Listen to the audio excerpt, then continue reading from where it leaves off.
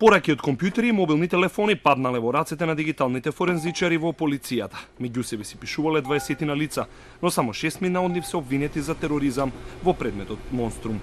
Првиот застапник на обвинителството пред 5 години велеше дека во меморијата на дел од обвинетите во компјутерите има содржина препознатлива за радикалниот исламизам, а денеска во судницата таа содржина на пораките не се читаше.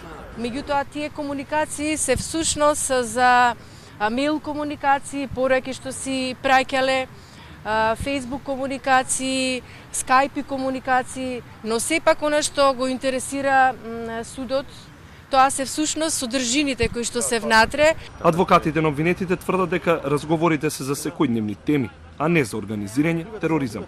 Нема никаква доказна вредност, значи за предметот овие материјали кои денеска беа предмет на распрашување на наша страна.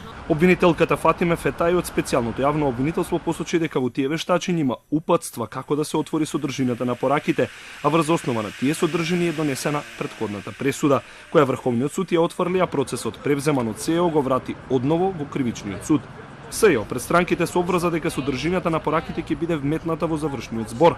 Следни на потек во судот се лекарите и балистичарите, кои ќе опишат од која близина е стрелано кон момчињата и рибарот.